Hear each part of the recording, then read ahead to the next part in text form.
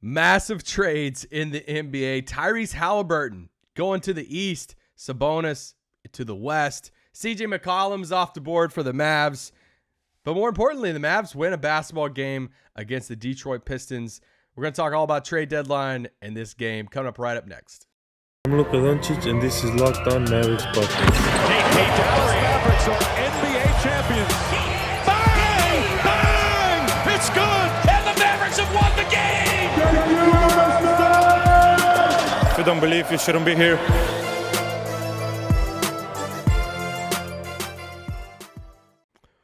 Welcome to Locked On Mavs. This is one of your co-hosts, Isaac Harris. I'm a contributor at Mavs.com. And Nick is still out today. I think he'll be back tomorrow as Nick traveled to be with family over the past few days. And look forward to him being back for this exciting. This is one of the most exciting weeks of the whole year. I almost want to sing the Christmas song. It's the most wonderful time. Don't tell Nick that I sang on the pod today. But today's episode is brought to you by Prize Picks. Check out prizepicks.com. Use the promo code NBA or go to your app store and download the app today. Prize Picks is daily fantasy made easy. All right, so I'm going to talk about the Haliburton trade, Haliburton-Sabonis trade a little bit later on in the pod. I think it could have a Mavs wrinkle to it just a little bit. And, of course, we got to talk about CJ McCollum trade. I mean, that trade, instantly got overshadowed. I don't know about you guys, but I was walking up a flight of stairs, and I was, near the top when the Woj notification hit my phone about the Sabonis-Haliburton trade, and I just stopped, and I just stood there on a step. And I was just, reading. I'm like, did somebody retweet a fake Woj account that I, followed the person who retweeted? So I had to confirm and look all of it. And I'm like, wow, what a trade. So anyway, there are a couple wrinkles to that I want to go over. But first, let's talk about this Mavs win. Detroit comes to town. It's a little PTSD when a bad team comes into town like Orlando, OKC. It's all right. They bounce back from those bad losses. Even Trey Burke, talked about those two losses after the game. Said, hey, we should have won those games to Orlando and OKC. But then they go out and they beat Philly. They beat Atlanta over the weekend on Sunday. And then, bam, this Detroit team comes to town. And this Detroit team is just not a good team, especially without Cade Cunningham. Kind of bummer for him. They didn't get to play in this game, even though I had a lot of family present, I think, there. Being from the area.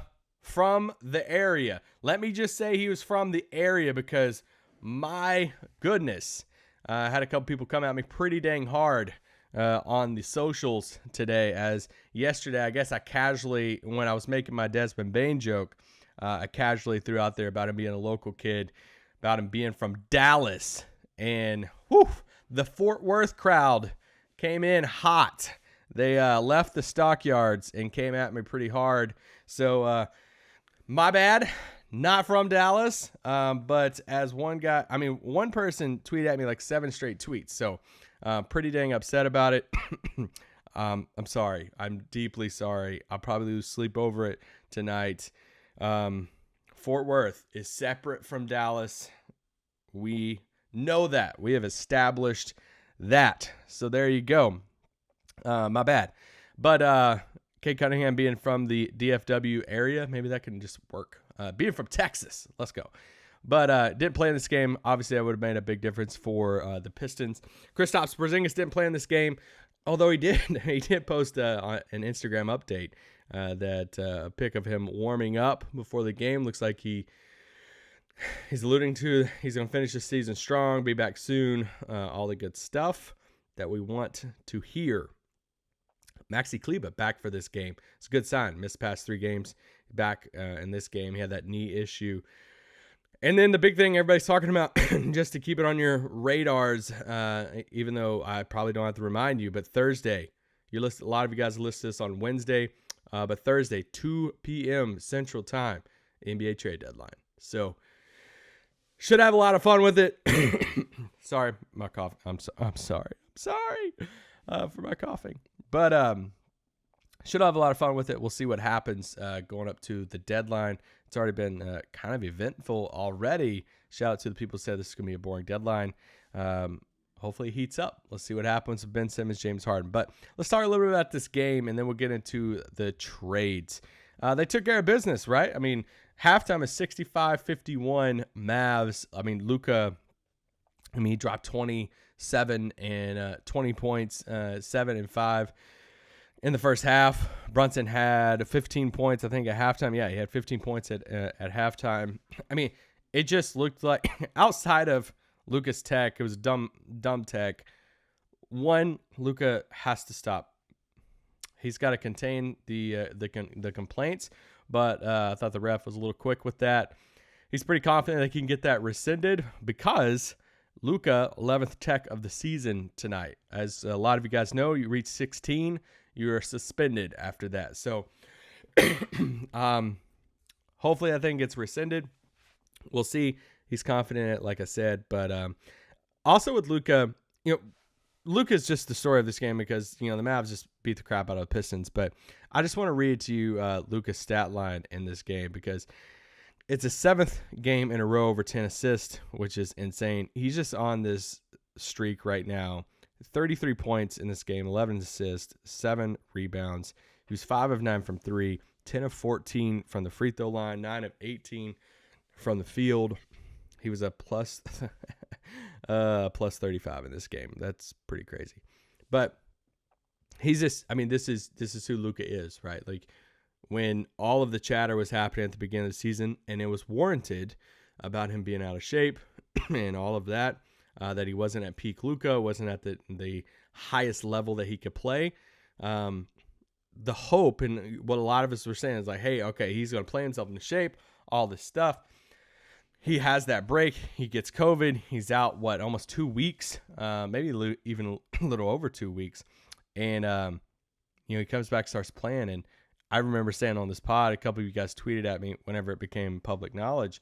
I was like, man, he looks slimmer, right? Like, I feel like you can see it in his face, his body. I feel like you can see it in how he's moving.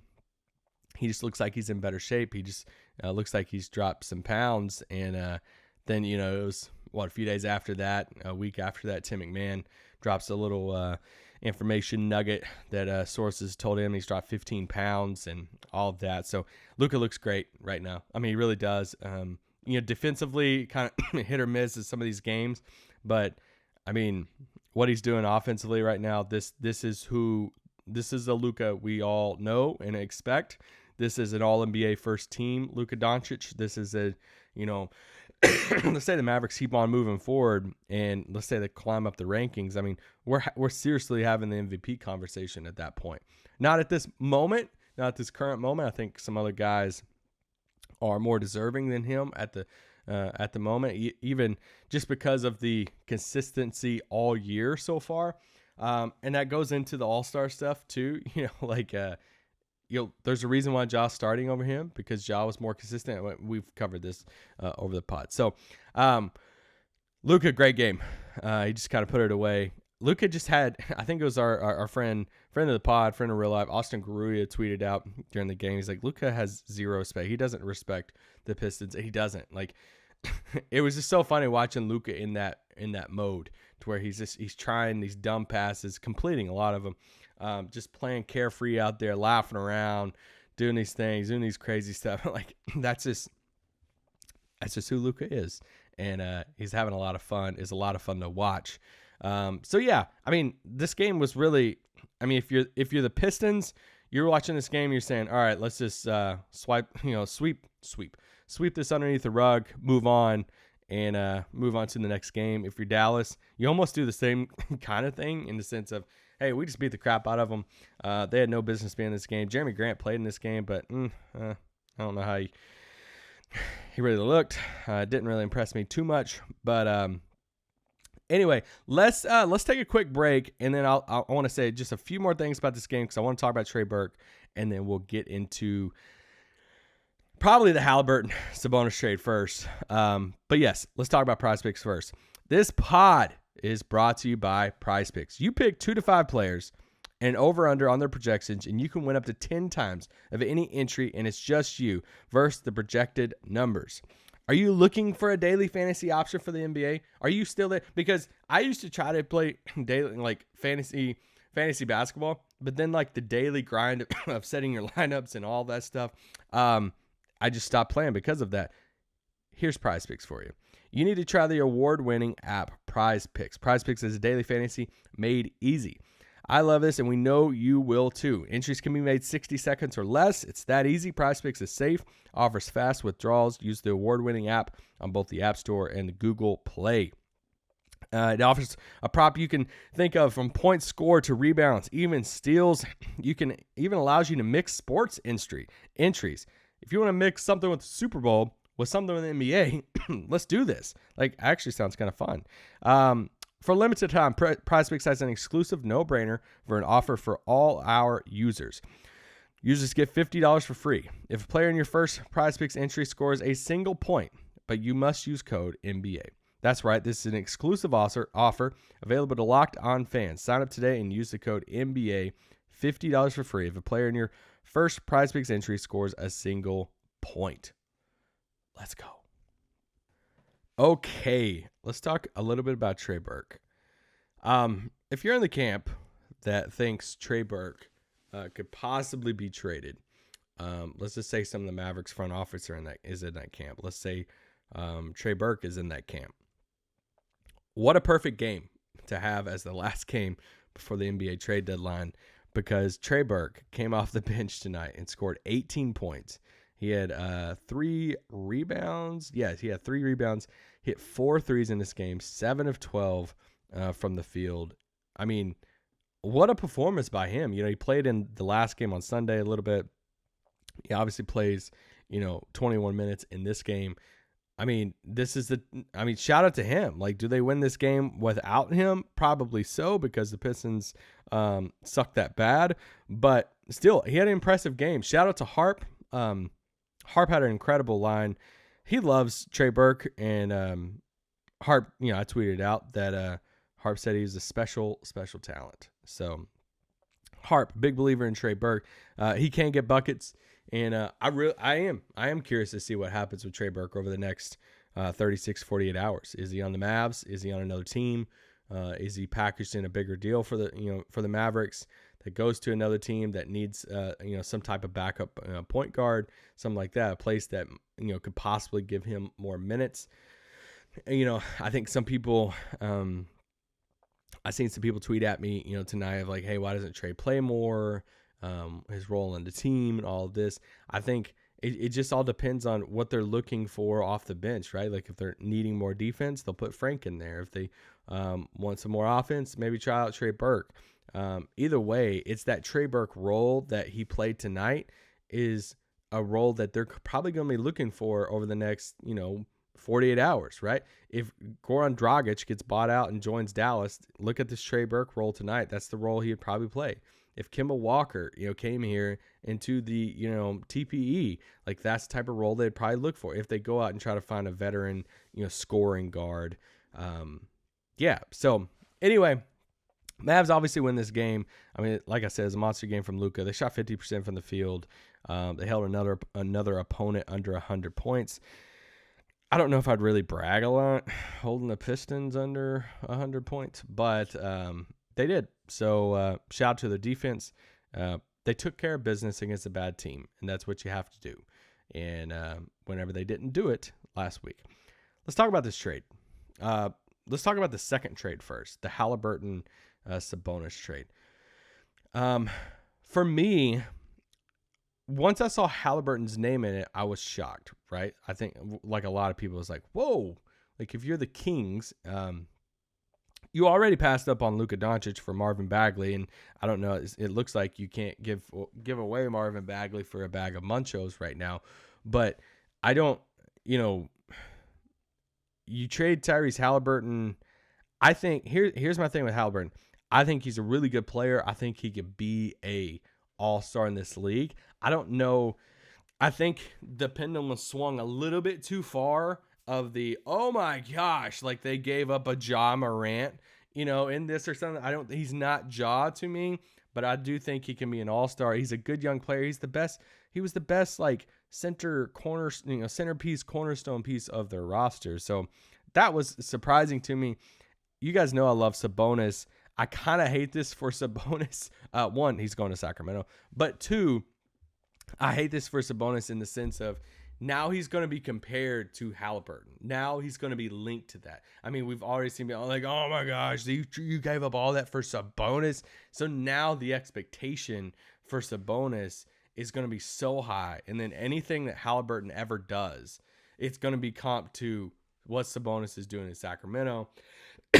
And I just love Sabonis. So I hope that we can still appreciate Sabonis' game. We love to do the comparison game, right? Like we love to do. I was just talking to somebody the other night at the Hawks Mavs game, another media person, about Ja versus Luka, and we were joking around. It's like, oh, Luka versus Trey. Nope, that's old news, right? It's Ja, it's Ja Luka now, and it's like I hate that. I hate that the Ja versus Luka thing became like this.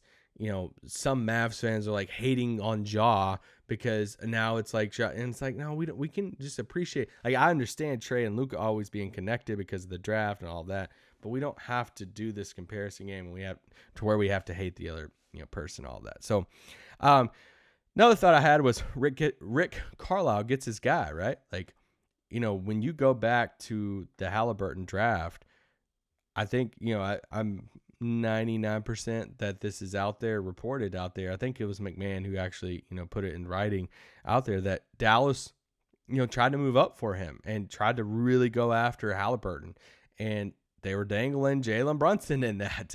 Go read that McMahon report a while ago, and Rick was on board with that. So like, it feels like Haliburton, was Rick, Haralabob, all that, like that was their guy they wanted to go get. They obviously couldn't pull it off, and now Rick gets his guy. And so another angle to this is I was just on this pod a few days ago with Nick saying, hey, when they made the Karis LeVert trade, they brought in the expiring contract of Rubio.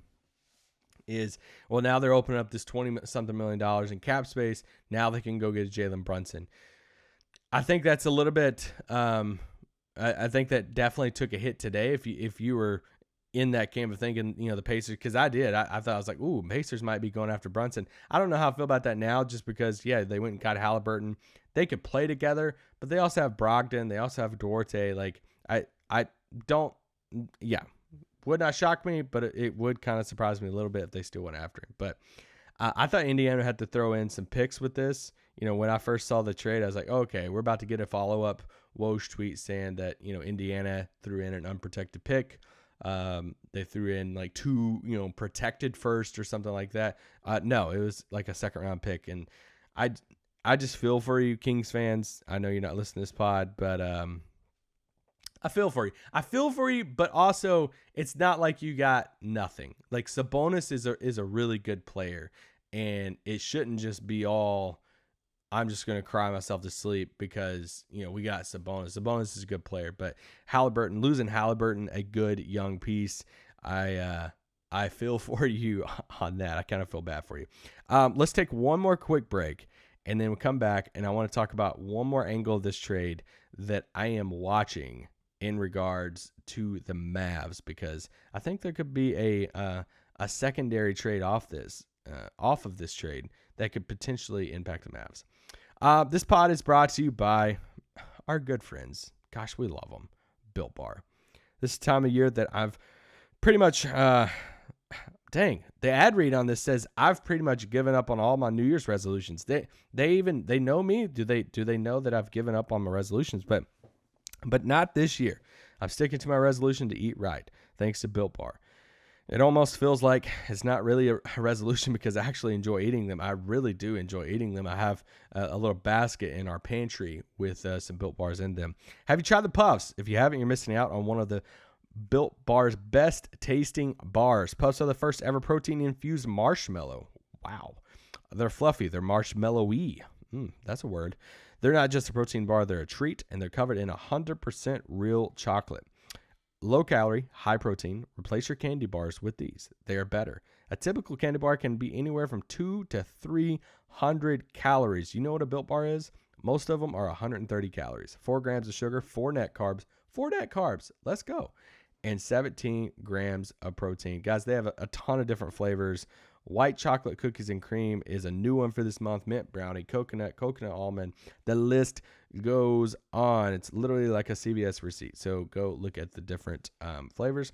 Offer, go to built.com. Use promo code LOCKED15 and get 15% off your order. Use promo code LOCKED15 for 15% off at built.com. Okay, let's talk about another angle to this deal. So in the deal that sends Haliburton to Indiana and Sabonis to Sacramento, Indiana also gets Buddy Hield. Buddy Hield, a guy that I feel like people have been trying to trade machine their way to Dallas a lot. But because obviously he can get buckets, play college ball at Oklahoma, which is not in Dallas, not down the street. But anyway, played at Oklahoma and get buckets. And there was a Jake Fisher report that when he was on his halftime app, and he threw in there this little small nugget of the Caris LeVert trade that happened a few days ago, where he went to Cleveland. He threw in there that, Jake Fisher, Bleacher Report, that Dallas came in. It was in the 11th hour. Dallas was trying to make a move and obviously couldn't pull it off. And the deal was centered around Tim Hardaway and a pick. Now, we don't know what that pick looks like, right? We don't know what type of, you would assume it's some type of protected first because that's what they end up getting for LeVert and all of that. But let's just look at that package of Hardaway and a first, and you look at the contract that Indiana was trading was a bucket getter, 2-guard, basically, that makes money, and they're like, hey, we're going to trade this, but also get a pick and swap it out. Now, obviously, they swapped LeVert for an expiring contract in Rubio, but my question now is Buddy long for Indiana, and do they call Dallas and say, hey, we were already talking about this package for LeVert. What would that package look like for Dallas of, hey, how much if you wanted to swap Tim for Buddy, and obviously they were interested in taking Tim's contract before, in that LeVert stuff, or else they wouldn't have talked. What do you have to add to that to swap that out? Now, Tim's contract, he just signed that extension. It's decreasing, makes $20-something million, right at $20 million this year.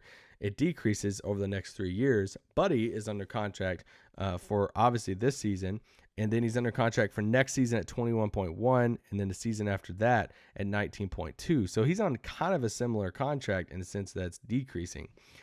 So basically what you would be asking yourself if you're Dallas is, how much are you willing to attach to Tim to swap it out for a guy like Buddy to help you win this season? Because there is a likelihood that we never see Tim Hardaway again this season, and we're just building up for training camp next year. And so if you're Dallas, are you willing to give up a protected pick to attach to Tim to swap out Tim and Buddy Hield? And I don't know. I'm just saying that's just something I'm watching is, will Buddy stay in Indiana if they start shopping him around, or if they have already? Will they go back to Dallas since they were already talking about that framework of a deal for LeVert? Would they talk with Dallas about what they would have to add and all of that? There's still the Miles Turner situation. As soon as the Sabonis trade happened, we've seen Woj tweet out that, Turner's looking forward to playing with Haliburton. Now he can be the lone big there, all of that stuff. I'm still just watching that situation. I will watch the Turner situation until the deadline moves past, and just what, if Dallas stays in that and all of that.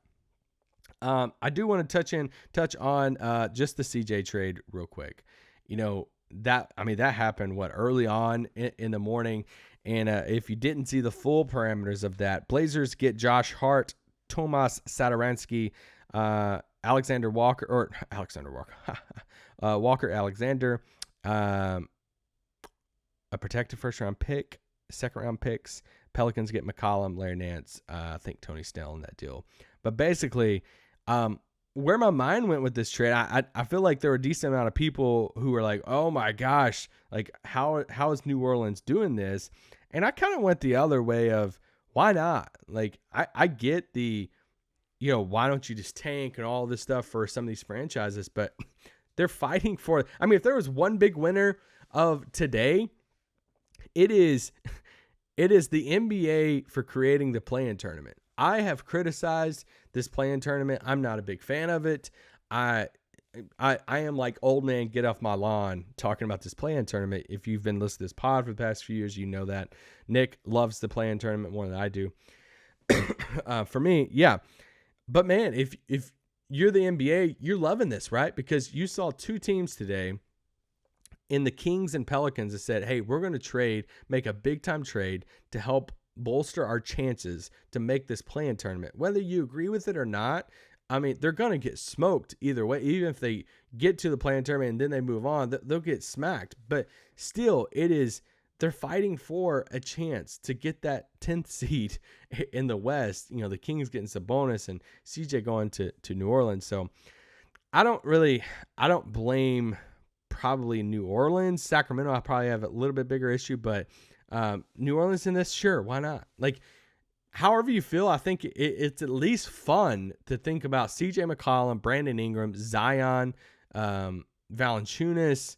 Like, they have some pieces that, and heck, they might make another move or so, but I mean, that's at least fun, right? Like, I mean, are you thrilled about playing that? Like, let's say Zion does come back, if he ever does play, and I'm not looking forward to playing that in a play-in tournament game if I'm another team in that. So CJ's awesome as far as a dude, and it just takes another guy off the board for Dallas. If you're in the camp of where they're wanting CJ McCollum, it looks like New Orleans got their guy. I will say this: Josh Hart, is he long for Portland? If they really look to ship him off somewhere, he would be great in Dallas. I would love him in Dallas. So that's something I'm watching, and I don't know what the heck's happening in Portland, man. I mean, I guess this is just the lost season. Dame's going to get a surgery. You know, Woj sent out the tweet of, hey, they're going to try to rebuild the roster, 60-some million in cap space, this big, you know, traded player exception, all of that. But, yeah, you got to convince people to come to Portland. So, you know, Dame might know something that we all don't. Or we could see Dame, you know, head somewhere else over the offseason, and it's a full rebuild at that point. We'll see. But if you're Dame right now, I just don't know what you're feeling, because they're trading these guys. Like in the CJ deal, I mean, they're basically trading it for flexibility. You're not looking at the CJ McCollum deal saying, oh, man, yeah, look, we got this player. Like, cool, you got Josh Hart, but you might trade him. Like, cool, you got, you know, Walker Alexander. Like, okay, that's awesome. But these aren't, you know, guys that Damian Lillard's going to be in a playoff series, you know, going to a championship with. So, yeah, I'd be really curious if Portland's done, what happens over the next 48 hours. And obviously, we're watching Dallas, right? I mean, what the heck happens? You see random stuff here and there with Dallas in the sense of, you know, they're active in trade talks. They're trying to add perimeter shooting. Are they going to go out and try to add, you know, a better big man to play alongside, you know, Kristaps Porzingis? Do they add a wing? I don't know what happens with Jalen Brunson, Dorian Finney-Smith. You know, it feels like all the reports say Dallas doesn't want to, you know, get rid of them. They want to keep them. You know, there was another report about Jalen Brunson and just his, I guess, having some admirers in Detroit. We've seen different, you know, smaller reports about that connection. I'm sure you guys all saw which isn't, you know, however you want to read between the lines of this. Sure, you guys saw him, you know, post game, you know, with one of their assistant coaches and stuff. And I mean, they're going to be one of the teams that has a ton of cap space. And hats off to Jalen Brunson for whatever contract he gets. I am so happy for him. Go get your money, man. And hopefully, like, if it's in Dallas, that is awesome. If it's with somebody else, there's trying to separate the, hey, I'm happy for him as a player and as a person, but also bummed as, you know, a fan of the Mavericks and stuff too. So we'll see what happens with that. See if Dallas can add a piece, whether it's on the fringe or an actual bigger rotation piece. We'll see with that. Nick should be back tomorrow night or for tomorrow's pod. And this is Wednesday. Tomorrow's the trade deadline. Listen to the trade deadline show with the Locked On Network. They got some really cool things planned. There's a group of Locked On guys. They're at Radio Row for the Super Bowl week, which is really cool seeing the Locked On Network represented there. I've been seeing different interviews they've been doing with NFL people and players and stuff throughout the week. So shoot Nick a message, tell him you miss him, and say go Bengals for him, even if you're rooting for the Rams. But we'll be back tomorrow. Remember, we'll drop an emergency pod if something big goes down for the Mavericks. If not, you'll still be getting a pod from us every day. And then shortly after the deadline, we'll be dropping a pod. Either way, if they do something, if they don't. So, peace out. Boom.